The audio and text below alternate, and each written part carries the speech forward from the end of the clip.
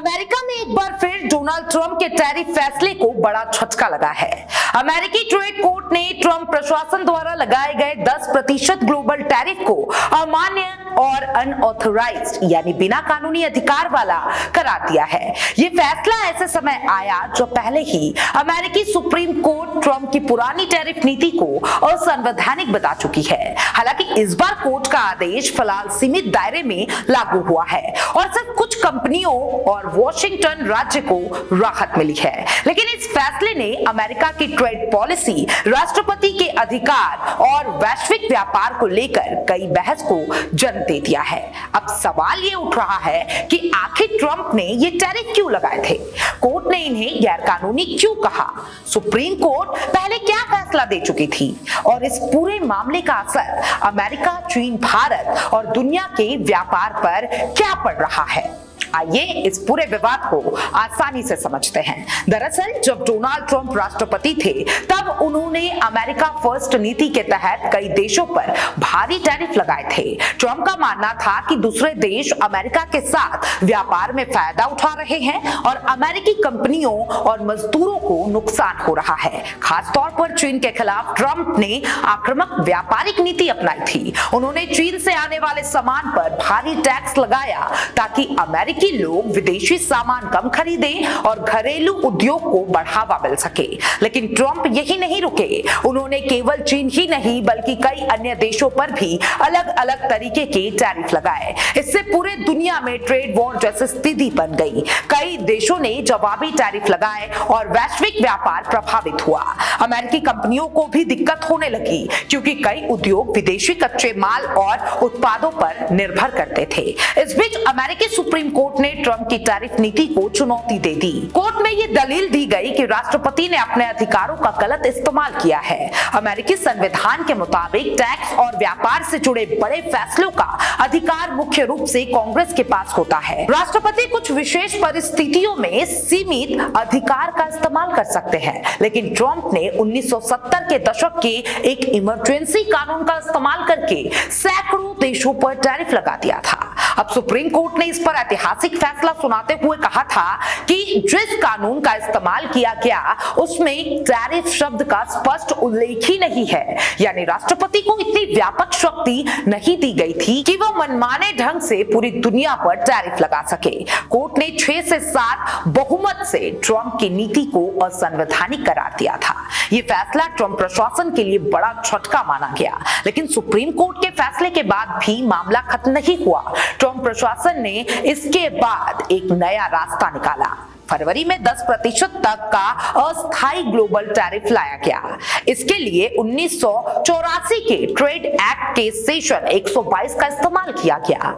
सरकार का तर्क था कि वह अस्थायी कदम है और अमेरिका के व्यापार संतुलन को साधने के लिए जरूरी है। यहीं से नया विवाद शुरू हुआ। छोटे कारोबारियों और कुछ कंपनियों ने इस फैसले को कोर्ट में चुनौती दी। उनका कहना था कि सरकार बिना उचित कानून अधिकार के उन पर अतिरिक्त आर्थिक बोझ डाल रही है। इन कंपनियों में स्पाइस कंपनी और कई कंपनी शामिल है। देखिए, न्यूयॉर्क स्थित कोर्ट ऑफ इंटरनेशनल ट्रेड में इस मामले की सुनवाई हुई। 3 जजों की बेंच ने 2-1 में बहुमत से फैसला सुनाया कि ट्रंप प्रशासन का 10% टैरिफ गैर कानूनी है और कोर्ट ने कहा कि राष्ट्रपति ने कांग्रेस द्वारा दिए गए अधिकारों का सीमा का उल्लंघन कर दिया है, यानी राष्ट्रपति के पास ऐसा व्यापक अधिकार नहीं था कि वे इस तरीके से वैश्विक टैरिफ लागू करते। कोर्ट ने अपने फैसले में साफ कहा है कि यह टैरिफ अमान्य और अनऑथराइज्ड है। हालांकि राहत फिलहाल केवल वॉशिंगटन राज्य और 2 कंपनियों तक सीमित रखी गई है,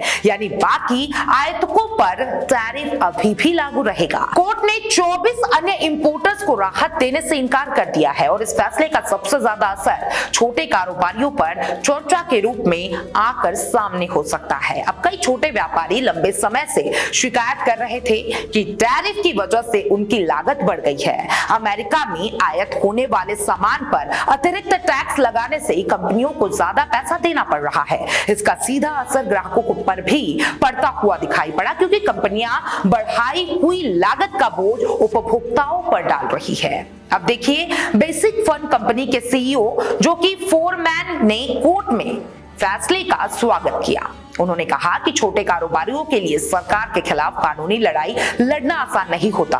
उन्होंने बताया कि उनकी कंपनी अब तक $1 लाख से ज्यादा अतिरिक्त टैरिफ चुका चुकी है। इससे कंपनियों के मुनाफे और कारोबार दोनों पर असर पड़ता है। मुकदमा लड़ने वाले लिबर्टी जस्टिस सेंटर के वरिष्ठ वकील जेफरी ने कहा कि जब आगे की दिशा इस बात पर निर्भर करेगी कि ट्रंप प्रशासन क्या कदम उठाता है। अब संभव है कि अमेरिका न्याय विभाग इस फैसले के खिलाफ अपील करे। अगर ऐसा होता है तो मामला फिर ऊपरी अदालत तक जा सकता है। अब सबसे बड़ा सवाल यही है, इस फैसले का असर क्या होगा। सबसे पहले तो ये फैसला राष्ट्रपति की शक्तियों पर एक बड़ा संदेश माना जा रहा है।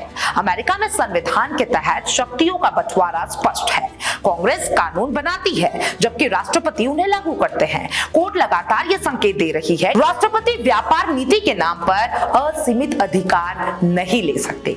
दूसरा बड़ा असर अमेरिका व्यापार नीति पर पड़ सकता है। अगर अदालतें बार बार टैरिफ को गैरकानूनी बताती रही तो भविष्य में किसी भी राष्ट्रपति के लिए बड़े पैमाने पर टैरिफ लगाना मुश्किल हो सकता है। इससे अमेरिकी कानूनियों और विदेशी व्यापार साझेदारों को कुछ राहत मिल सकती है। और तीसरा असर वैश्विक बाजार पर दिखने को मिल सकता है। जब अमेरिका जैसे बड़े देश में टैरिफ नीति बदलती है तो पूरी दुनिया प्रभावित होती है। चीन, यूरोप, भारत और कई एशियाई देशों की अर्थव्यवस्था अमेरिकी बाजार से जुड़ी हुई होती है।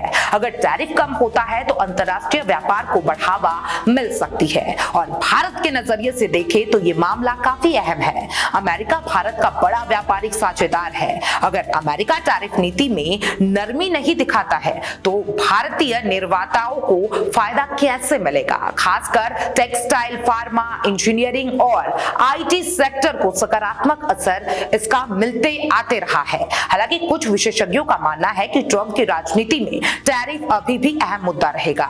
ट्रंप लंबे समय से ये कहते आए हैं कि विदेशी देशों पर सख्त व्यापारिक दबाव बनाना जरूरी है। इसलिए अगर वे दोबारा सत्ता में आते हैं तो वे नए कानूनी रास्ते से फिर टैरिफ लागू करने की कोशिश कर सकते हैं। राजनीतिक रूप से भी ये मामला काफी महत्वपूर्ण है। ट्रंप समर्थक इसे अमेरिकी उद्योग की सुरक्षा का कदम बताते हैं जबकि विरोधी इसे मनमानी नीति मानते हैं। अब कोर्ट के फैसले के बाद यह बहस और तेज हो सकती है कि राष्ट्रपति को आर्थिक मामलों में कितनी शक्ति मिलनी चाहिए।